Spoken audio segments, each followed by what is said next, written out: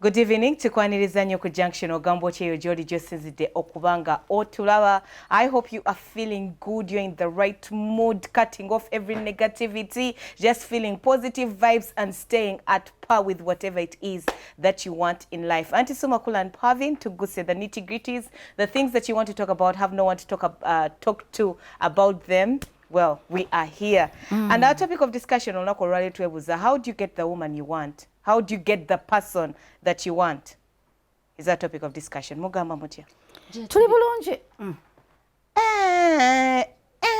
That is Manya so abantu cute. abali embuto otandikirawo balaga ebintu ebimu nga Mukama kuba muli oba kiki. Tukwagaliza birungi. Mundi bubi. Waliwo ya waliwo obubonero bw'olabalaba lw'olaba nga akabugumu kamususse nga vampires naye mukama kimpe ntuuse I'm ready. Ate awasele makula recently last Saturday namugamba nti buli muntu omukulu omukazi ambuuza ennaku zino atunula wamu nti olinda kizabe ekyafuzi. Omwana ali atendoza kazanya amaaso gali wali banna jobera otambula nako nga gundi jobera munatusasulira school fees kangaroo okikole mu kiseera ekituufu nga mukama asazeewo. I remember there's a time when I wanted so badly and pastor told me that it won't make sense if it comes easy. You only appreciate things that you pray and battle for. Very true. I always fall back on that and just say yeah at the right time. Kakati, how do you make that woman that you love or love anti sumo red mo kamyufu nukamba our power our person Lwatondetera ebizibu essaawa eno mwana wange nolaba ne makula nukamba tutambula tuli movement engeri gyendi amanyi siri muntu wa bibiina because ebibiina bitera okuba n'ebintu ebimu nga tobikirizamu naye njagala nnyo abantu nti singa Pavin yeesimbawo nga gwe nzikirizamu nga Pavin her ideology yes nja mulonda ne bwaba alimu oba people power kibiina oba alimu FTC oba alimu NRM aliki nalonda mu Kampala nalonda Muhammad Nsereko yali independent right nzikirizamu nnyo mu bintu bye nenonda Uhuru ate ekyanjamba binalinda abasinga bayitamu abasinga yes yayitamu nenonda Museveni nenonda ani awo omulala kati ndoza tubikomye ye nayingiriddeyo kyeyo nze ati zimu abalambulira mpoza abalaba esimbawo nze siri bano bantu bebagamba mbugenda otikinge kino You choose the person that you want. Yeah, the people you want. That's true. So, how do you make? How do you what? How do you get the person you want? First, soko manye. Okay. First, I love the people abamwetolodde. Abo boyina okuwenguzi. I'm telling you. Single enguzi anti siya sente. Love politics. Siya sente beguleko. If you want to get close to Auntie Sue, go through Pavin and Sue. Yeah, kubanga bwe banatandika okwogera naye ne bawaana bwe banatandika okuwaana ffe kasita tunaje ntukwanira omuntu banange nno gundi blaza gundi essence omulaba otya olaba otya blaza gundi kujjango ngamba ani bwe wajjango ngamba luli waliwo bambi gye bali bambi abantu abamwadmiringa nendekera byogerako ng'ebisigadde be balina okwekolera abantu bakulu nga bantu bakulu naye omuntu abasinga usually abanga boolaba omuzadde bw'oba oyagala omuzadde akole ekintu kyoyagala abasinga abasajja bamanyi ekyokukola oyagala mwana we okikola through another person.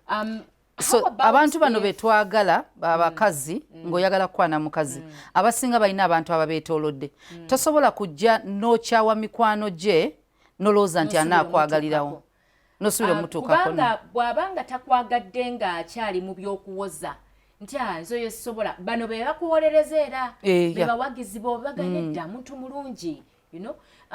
For me, I actually think before you start looking for the person you want, do you know what you want? Or do you know who you are? Do you know what fascinates you? Oba, do you know what drives you to the other person? They know. Or do you know what will make that other person love omusajja you? agenda okwana omukazi Nimitademu oluzungu lungi.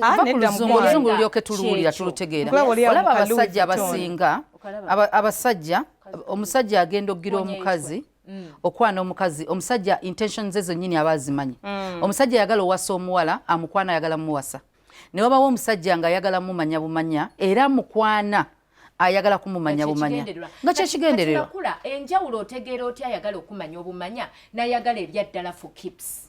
Anti okusinga olwaliro akuba nti Pavin ekibuzo kyabuuziza kibadde ku ono ayagala okufuna omuntu oyo. Well, at the end of the day, at the end of the day, I have a thing that I do. It's called, in my opinion, Nakapostinga, I think like 2 weeks back. And my opinion was, are you sure that the person you want also wants you? It's important. Like I've always told people, especially the marrieds, like I don't have the experience, but I've learned from the things I know and I hear. Ngachiri nti oino kugenda masongo wegaire mukama ngosaba mukama that you stay the woman that man fell in love with. So it's important to also know kati oyagala kwana nti so are you her type?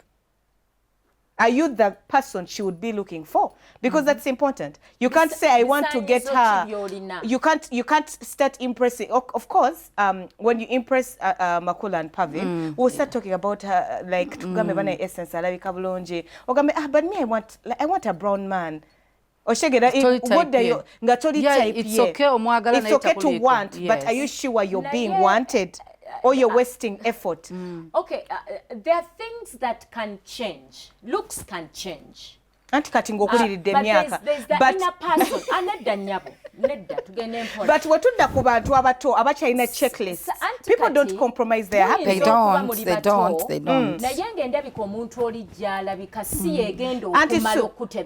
And so kale kanchijemu light skin kubaka kati for you overclose your mind. That's your problem. I do not close my mind. I'm actually opening it all up. Born again. Are you going to compromise? Or mukulu? No, I was just using it as an example.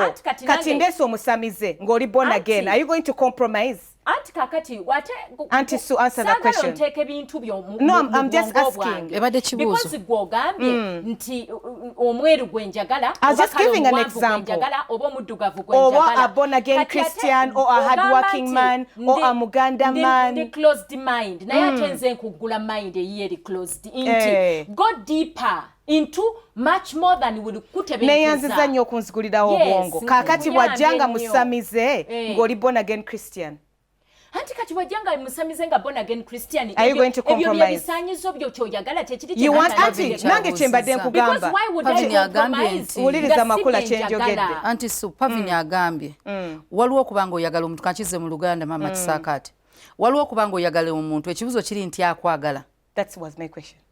Actually, for me, yes, oli musamiza anti kakugereza nenda katudde ku kala oyinza anti suteri by that bantu ba compromising ku kintu kibakuba sagalo compromising bwaba omukazi omweru yakuba to compromising afuna muddugavu nti kamale gagenda noono ojja tuuka yo oleke kubeera content onoonye omweru oba muguli ebizigo anti Supervin kyabuuziza omuntu obanga kimala ne kivaawo n'okimanyiira tebakulimba oli abatakimanyiira gwe byotafaayo kutunuulira ng'ate bye bikulu kubanga wongambira nti ankuba olaba ekimuli ekiri mu nju yo mu compound gye kikoma okubanga kusanyusa ku maaso okijjawo n'okireplacing. You get used to it. And that's why initially when I started talking, I told you that you keep going back to the Lord, that you're still the woman that your husband fell in love with. I'm closed-minded, but at least I've been listing my things very well. Still the woman in what so at the end of the day, omuntu atulaba oyinza okubanga oyina omuntu akuba naye gwe gwanoonya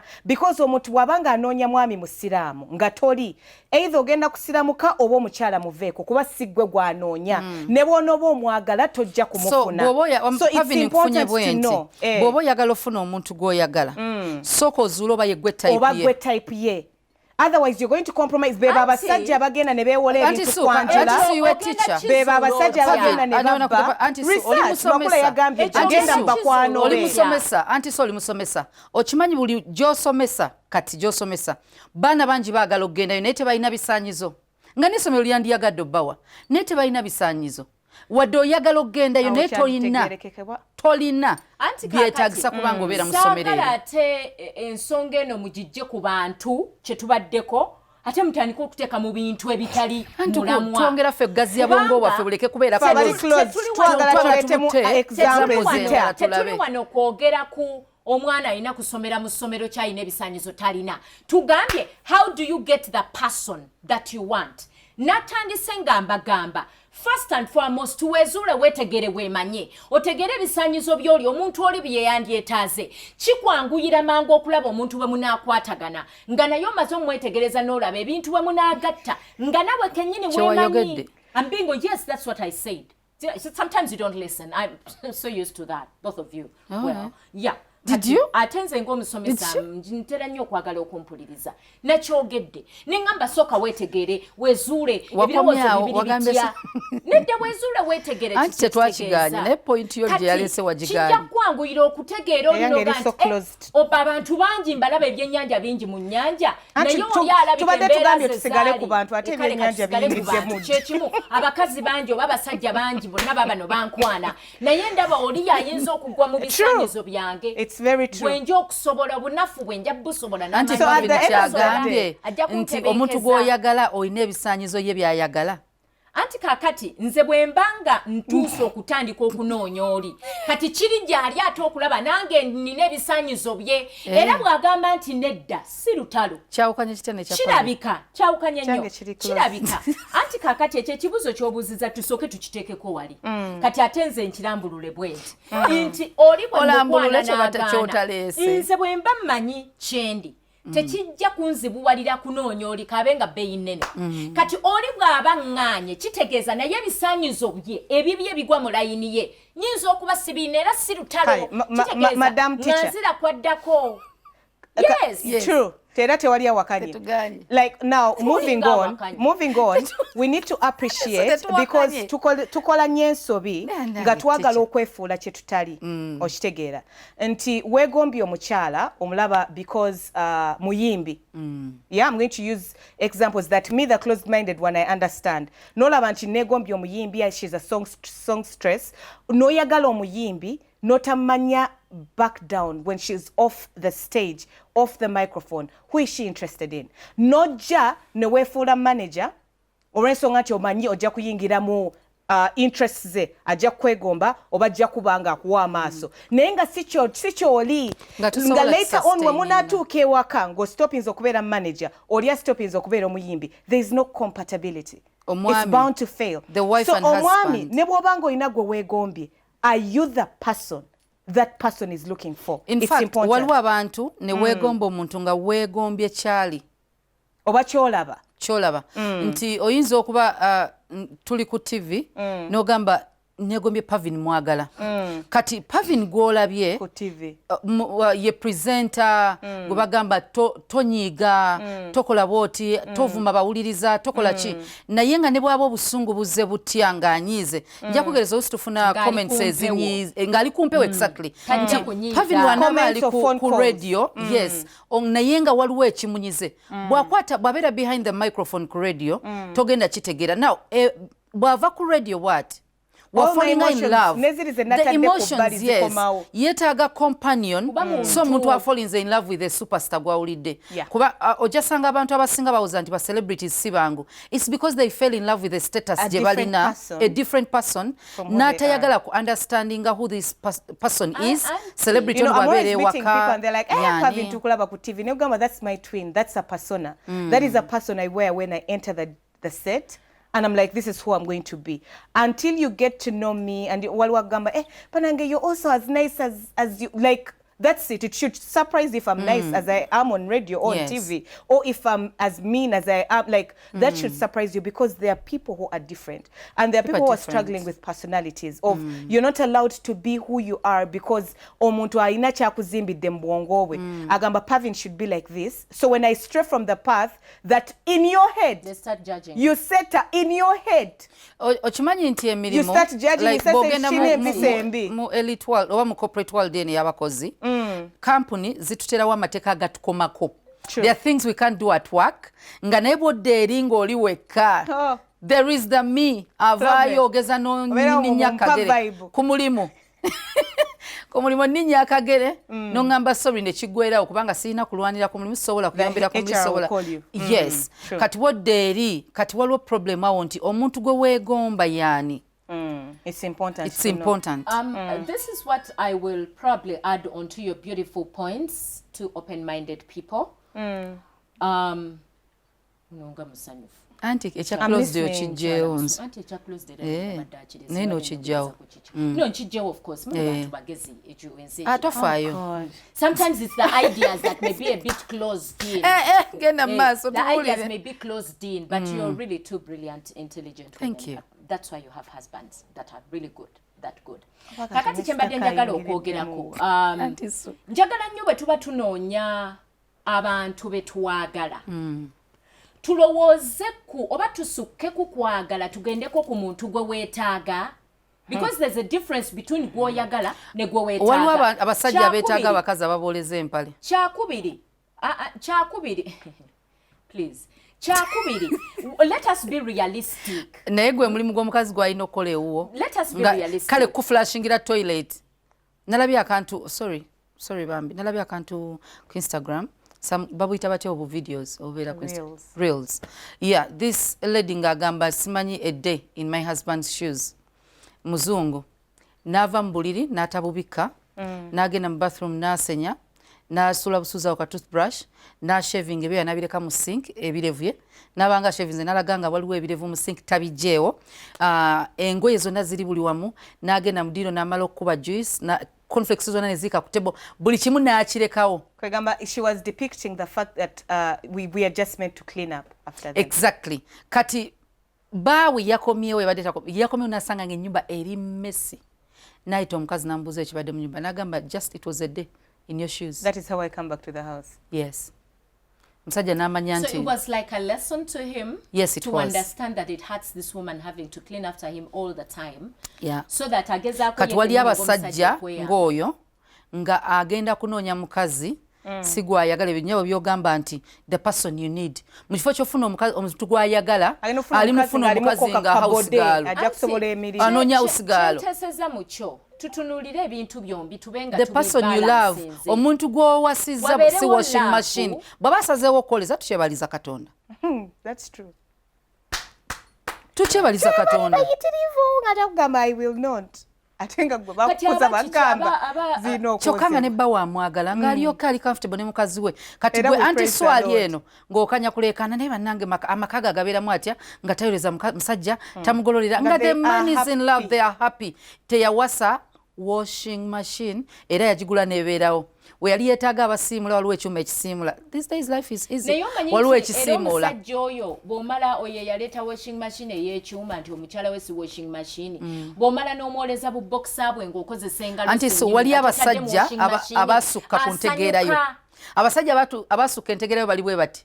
Njagala olugoye nga lwoze nga lugolole. Process gye luyiseemu okutuuka awo si gy'afaako. Kati oyo yennyini omusajja ate yagenda okwagala maidi abimukoledde gwe ebyakulema. Gy'obeera bye bakola. Anti kakati gy'embeera gy'oli. Era bw'olabe. Let us try to guide according to what we really see and experience. Njagala nnyo ze ngambe bwenti. Nti tubeere abantu abali dynamic. Ng'abakyala oba ng'abasajja. Njagala nnyo tugambe bwenti. Let people run their marriages.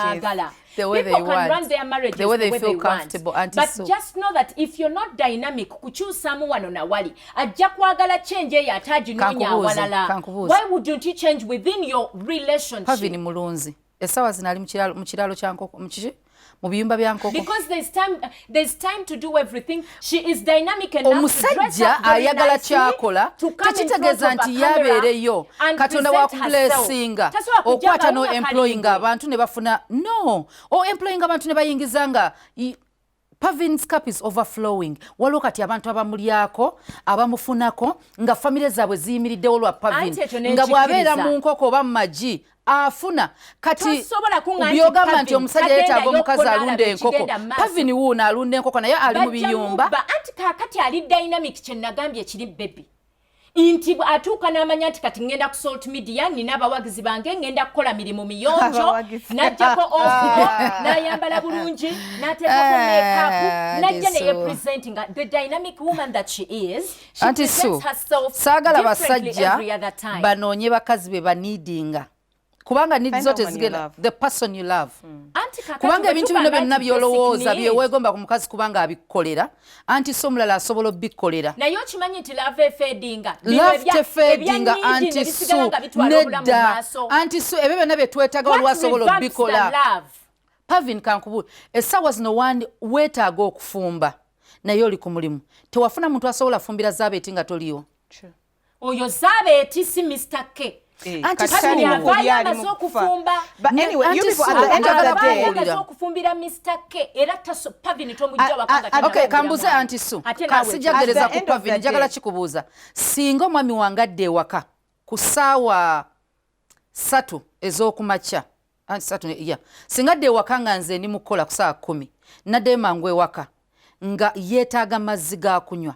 Tasobola genda mu fridge n'agajjamu aganyoga. Because of communication makula. Omwami wo tasobola genda wakanga takutegeezezza. If it is not anti so njagala twawula abasajja abalema abaliko obulemu banange makula nkumanyi abeetaaga omuntu amu anti Su omwami era ajja kusangayo ebintu by'omutegekedde anti ajja bisangayo naye sikozesaawo eyo tagenda kumala gajja kyovola batuwa n'abantu anti Su kankubulire mu bayibuli mulimu abakyala bonna b'owulirako anti Su sinagaana anti Su saagala mukazi akola omulowooze sente talina takoze kimala mu maka ge kubanga talina budde anti Su ne mu Bible abakazi bonna balina ba maids naye nga baba supervisinga anti Su omuntu asobola okuba nga kyeweetaaga ogamba nze noonya mukazi ananjoleza noonya omukazi ebyo byonna obyogera kubanga tolina sente zigula machine zireeta mukozi waka zireeta bw'oba onoonya ki ekirala awo mukazi oyagala mpozi n'anaakuweeka bw'ona ogula emmotoka nga ogenda olaba ng'ebintu ebimu bikyuka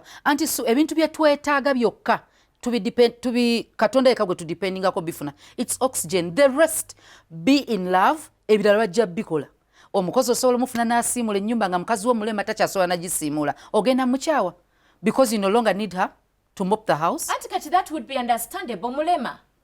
Anti support. Love yes. Sustaining amaka. Let the love sustain. Nobwokoga, nebwolwala, where there is love, marriage will remain. Anti what makes this love? Love, not your needs. Love is personality, is character, is actions of love that you give this person that keep flowing and overflowing this love to continue being blissful. Omanye boyogera need right now. I mean, my husband. Anti Su. Bogamba omuntu anonye omuntu gwe yeetaaga essaawa zino waliwo omuntu nga yeetaaga obukadde 15 nga waliwo omuwala abulina. Yeetaaga sente si muwala. Anti ogambye banonye bakazi bwe baba balina bye beetaaga. Ngambye funa omuntu gwe weetaaga. Neetaaga Pavin. Ali financially independent. I know busente wasobola okunyongerezako. Is that enough for marriage? Thank you. Thank you. Can I just top up on that? Please. And when the 15 million gets done, the marriage is done. Anti kakati. Anti so needs zino zivaringa. Thank you. Needs vary for every person. But also, like, let us not be materialistic. Ate njagala mpulirizibwe in a very, very honest way. Mu kifo ky'okugamba mbu I need you to come and wash for me. Engalo bwe ziri kutukako. Oba nafuna obulemu. Let us be realistic in our wants, and I'm not going to force anyone's wants. Choose whatever you want. You can say I want a curvy woman. That is you. That is you. Kola choyagala okitegera. But let us not also generalize and say nti bwabata koledde kino takwagala, bwabata koledde kino akusuliridde. Tuleke abantu basalewo, because at the end of the day in this marriage it is always love that you fall back on. It is always love that is going to help the communication. And communication is, there's a lady, Biwanvu, but this lady said that communication is like this. Okwogera omuntu nakuwuliriza nategeera nawa jojje kyoyogedde. My perspective. You can only do that if you love the person. you can't do that nga wamwagala kuba wayagala akole emirimu because gyekiri oyinza okuba nga omukyala wamwagala ng'omanyi nti bwe naawasa mu kika ky'empeewo because ndi wampeewo bajja kunyamba okuyisawo kano ka deal deal eyo bw'eneeyitawo nga kye wamwagaza kiweddewo oba neetayitawo kati obufumbo buno buyinza okukola ki okusiitaana okitegeera Okay, nze kyendi mugamba. I'm not tarnishing your point. Auntie Sue, I'm not tarnishing your point. I'm just giving my own opinion and I'm entitled to it. I'm entitled to my opinion, right? I'm still entitled to my opinion. It's not in regards to what you said. It's in regards to what I understand in accordance to the topic. I'm also supporting it. Yeah. Very positive. Well, okyali ku junction, tukyagendera ddala maaso. Era nga tuwebuuza, how do you get that person that you want? Take it to our Facebook page and let us know. Give us your opinion. Toval.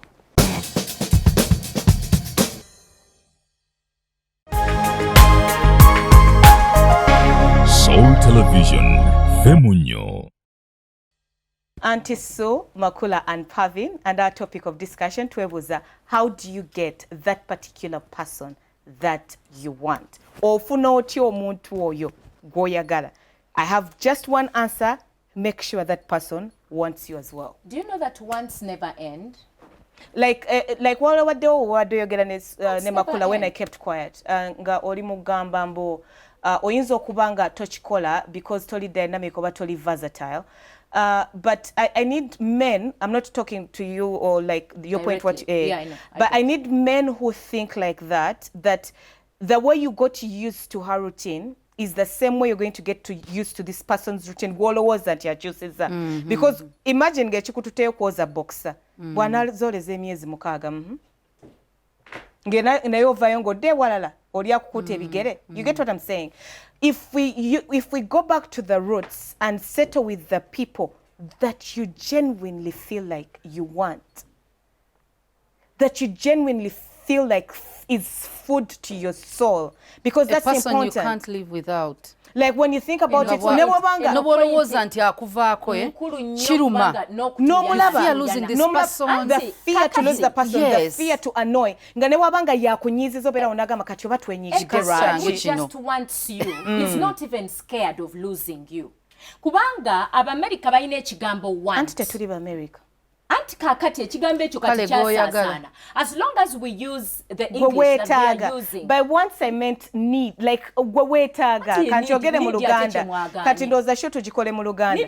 Omuntu gwewetaaga, funa omuntu gwewetaaga, omuntu aku completing. People, the cliche way would be finding your rib. Ribs tezikyaliyo. Okitegeera? So speaking to you people who are watching us right now, I need you to understand that it is important to always find a person that you will fall back on.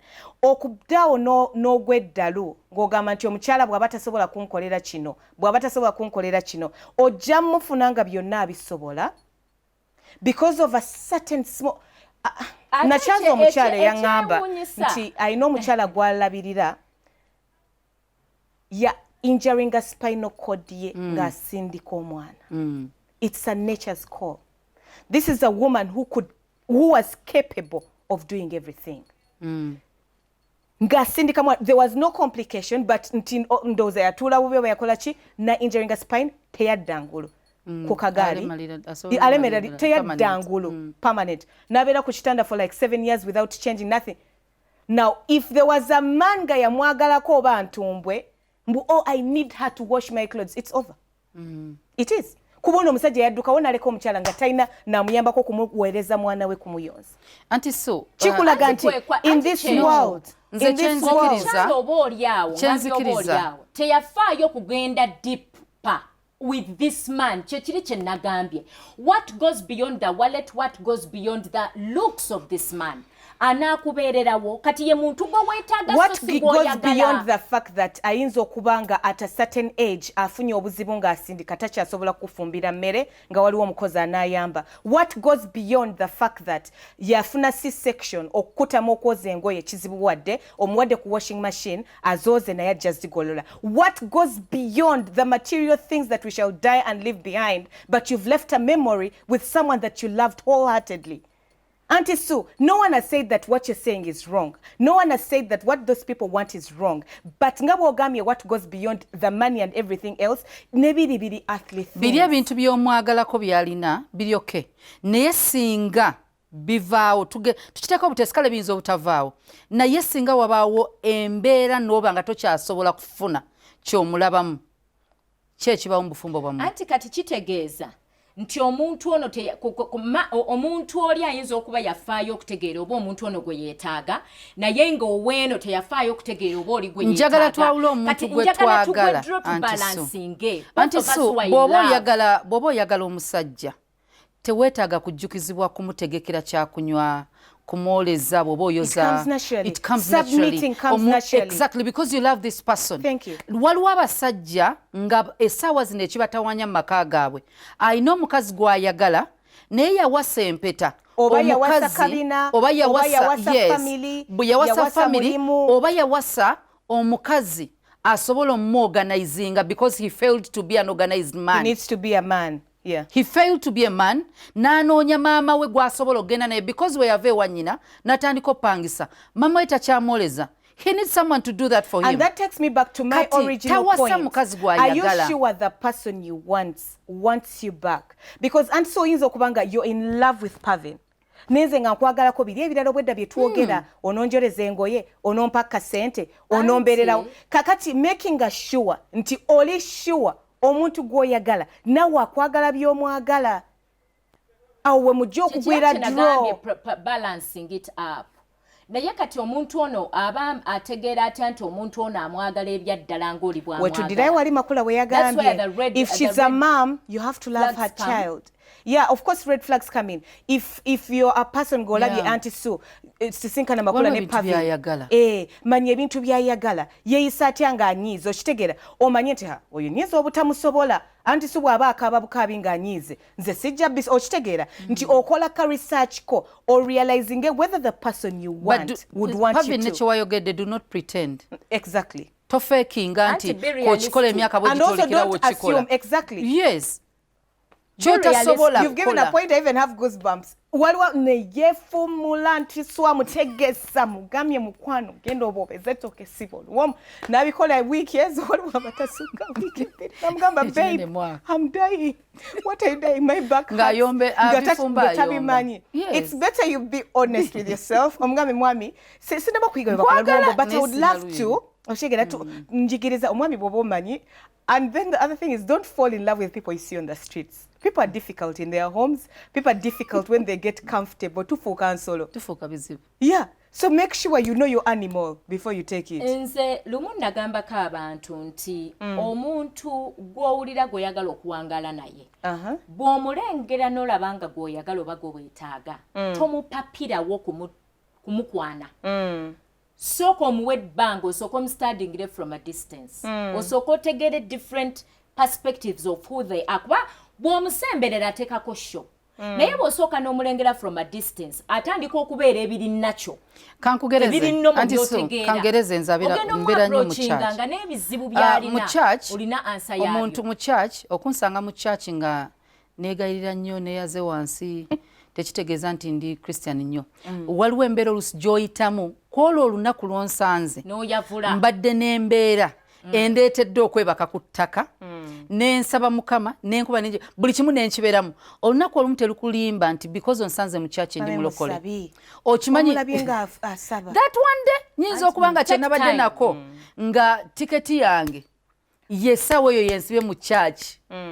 After getting my ticket waliwo abantu bamaze okufuna ka stamp kamu obulamu bwange nenzirayo ku nnomo abantu tumanyi ogenda before God nga tulina bye twetaaga ne mu church todda ne mu church nestadda so tolimbibwa not every church goer is a believer kyenyiza ogamba and not every believer is in a character that suits you. Exactly. Si buli ali mu church mba nangenze mu church ogenda ofuna omukazi. Si buli musabi anti so kirese bulungi.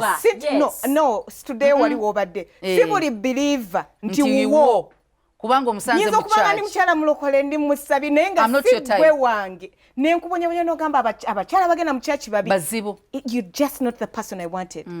Kati bwe mba nti I'm not the person you wanted. Lwaki mba nkukiriza ogenda naawe. Thank you. neyanziza nnyo omwanjuzi you know what they call kubembereza exactly nengamba oba mukama yeno sign bulijjo gyambereza oba bulijjo kyensabira because tusinganye kati nonzija mu timing oba okitegera because you're not a bad person. You not being the person I want doesn't make you a bad person. Exactly. You're just not good enough for me. You don't suit me. That's it. So making sure nga tonaba kubanga otomera nga tonaba kubanga okola ensobi. You people, because if I'm your person ne mu busungu osigala onjagala nti andisokubidde essimu n'essanyu lingi nnyo n'omuggyako bashiusokoba kakati Pavin bate nkugamba nti nikyali eyo naggulu lwaki tokozeeko nojjalo because I'm your person sinyiga ne waba onyize weeterawo ka explanation ogamba kirabika maybe mukubidde oba mu kaseera kakyamu oba nsanze munyivu that is your person nje kugereza naye oli obeera onagamba muyombi mukyafu tomuweerawo na excuse omuntu akwagala akutegeera they appreciate mu buli mbeera tayinza kukozesa mbeera emu n'agigulumiza okujajinga.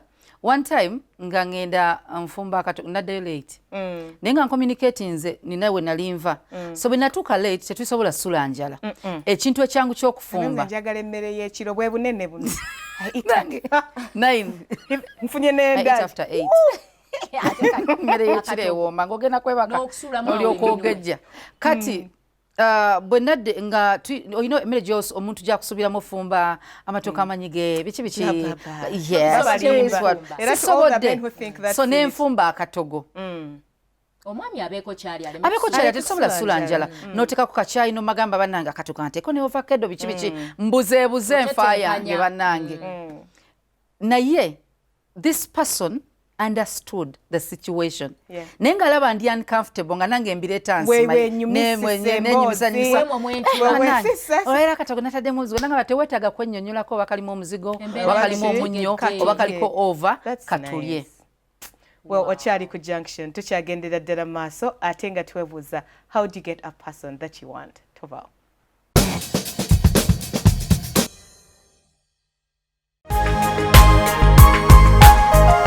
Soul Television, Femunyo.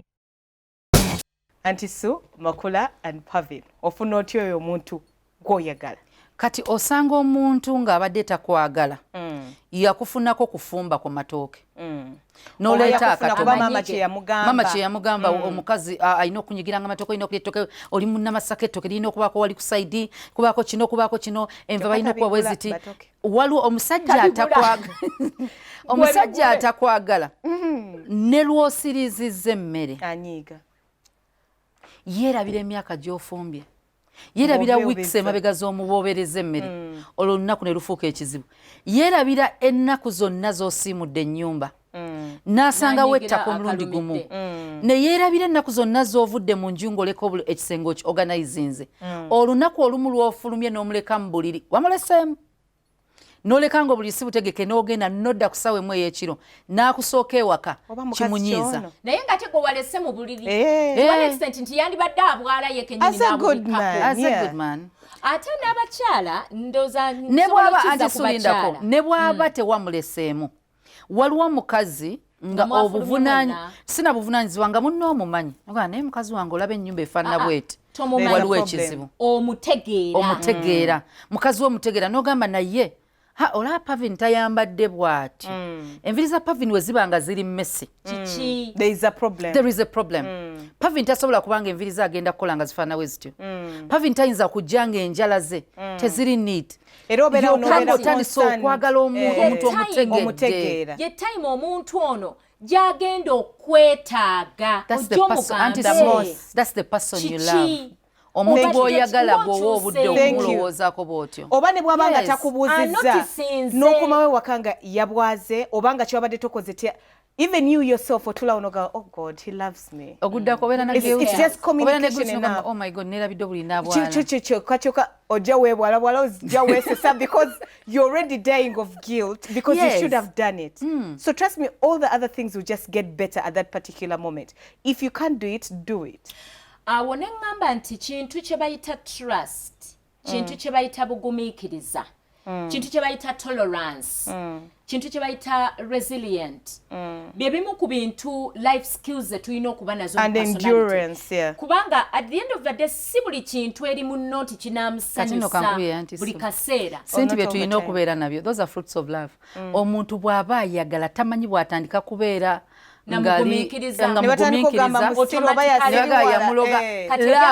bonna ne bagana yali muzibu omukazi oba yamukola laavu tewetagana bisoma osobola bisoma byonna ne babikuyigiza tosobola kuyiga endurance nga tomaze beera mu mbeera you can't kati ne bwe babikusomesa tosobola omuntu amala kwagala munne like should I endure this, like is it worth it? Because it's only worth if I love you. Some of these things we are doing on our own expense. You are patient on your own expense. Wandi agadde ogenda amangu naye olw'okuba omukyala akulwisizza kugamba n'onyumirwa okugumikiriza kuno nga tekukuhatinze. Mukazi wa mumanyira. Nokandoza akyateekako week namba 2. Mukazi wange. Omanyi waliyo omusajja yagala mukazi we ng'akimanyi bagenda ssaawa 4 n'amugamba omukolo gwa ssaawa 2. nakugambye okwewala okuyomba n'okulwana eyo love nga tayagala akuleke naye naga kamulinde n'ogenda mu saluuni nagamba nange tuli late naye mu tuli late bw'otuuka nagamba ng'onyumye naye erabira nti wedda ayomba nti tuli late that's love anti so sebyo mbu need nanti kakati bwe tubite kati omuntu bw'aba nga asobola okukola ebyo byonna olwa love kitegeeza ate bw'ogattako ka need kano kibeera concretized ate ekyagaza omubi era kyekyo kyekimu n'ekyetaaza omubi. One time Musumba yabulirako enjiri ng'abulirira bamulamu n'abagambye bye mudde eyo generally bamulamu bonna nti bodde eyo n'owooza nti muganda we yawasa omukazi talima tafumba takola ki genda obifumbira ebbaawo ono muveeko ajja muteerawo abalimi ye yamanyi lwaki oyo ali mu nju ye atasobola kulima anti su ekintu kye bayita love kite biri byonna byoyagala bakwerera olujja era ojjaga mukazi lwaki tetufunayo omulenzi ajjanga wano n'asawa nayeranga ewaka wabula togenda munenya nti lwaki olujja luddugala tosobola olaba omwonoonya abantu kakati kitegeeza nti n'omwami ono bw'aba alemeddwa okuleeta emmere ng'alemeddwa okuweerera abaana fiizi era ojja kumugamba enswitane omuwe nako rawundi omuwe bwe mba mwagala ozirete sente otandika okuweerera omanyi byetukola abasajja betwagala kubanga the thing nzira wa mami ne dadi ne muganda dadi munange nina project njagala okola ku mulimu neetaaga yakadde kamu baba zirina of course nimbira mwami wange n'akampani nga bebi nafunye akadde tuweerere omwana oyo omusajja aba talikola tetugambye takola abuliddwa togenda kumuyi oba tomuyambye mwagala ebyo tebikwatako pavini yagambye amakago gaddukanye nga bw'oyagala tutetenkanye tulabe obuzibu obuliwo tubukwasaganye tuyambagane because at the end of the day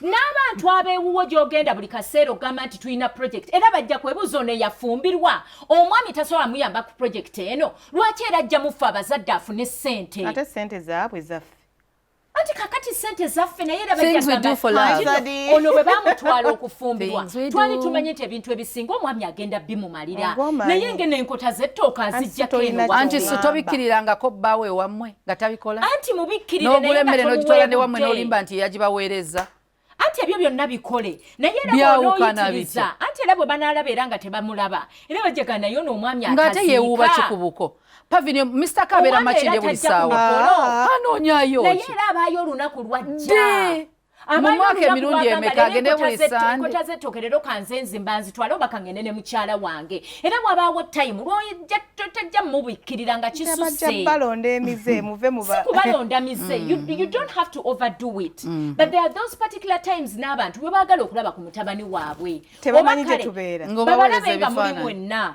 okuba simu video call naye era bwe banalaba nga gwotwalayo buli kaseera enkotaze gwotwalayo era bajja kumanya bano nno balabika ndowooza mwambi waliwo ekiriwo mwe mumanyi bye mumanya tebitukwata abazadde baffe tebabirinako ku buko ewaffe mu Buganda ku buko tebeewubayo nze sigamye nti weewuubeyo naye omulundi ogumu ebiri omwaka kiriko ki kubanga at the end of the day how do you get the person that you want kale katwawukane balowooza ebintu byabwe bebamanyi buli muntu alina okulowooza ebirowoozo bye kikusanyusa ekiro nga weebaka kirowooze kubanga kati goga nti kakati ate njagala kwewolayo kati ate akakadde kubanga kino na kino tulina project daddy mpa akuwadde okuva lwe yakuzaala okuvanga maama we ali lubuto lwo taata akuwa taata wange sente zampa nazo zikulumye abasajja bennyini be bajja okwebuuza kwake nnyini gwalowooza projectinga mwami instead oli mu kumuweebuula kuba bajja gamba naye n'omusajja yalimu omumalira ebizibu kati anti suka kankuteekeko mu nsi ekirumu oli mwogezi wa ku twewonya ebizibu waliyo families ezimu mu Uganda gyotajja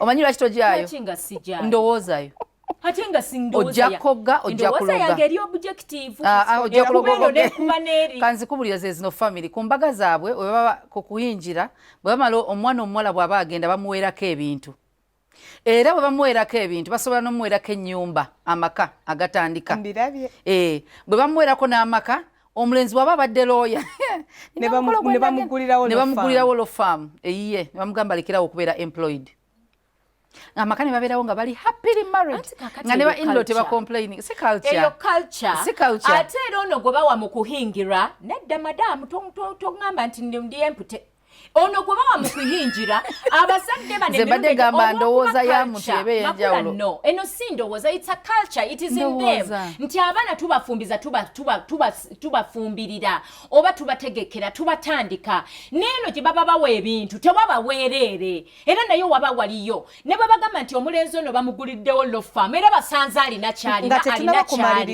kati at the end of the day nono ate ezo culture ezo ziraba abo abantu abo balaba emirundi egisinga era baagala bagagga bannaabwe era baagala abaana baabwe bagaggawale nze simanyi simu oba yabaaki erina noyizi gyekola ensumbuwa nino simu ya bbeeyi mwana kuliko kamera nnya ate oyinza otya okuba nga totege kamera nnya simu ng'omala kutunda lafufo gyentunda liva nedda nga tetunnamaliriza anti so alina point gyewa anti tuveeyo mu kuhinja kuba tetubitegeera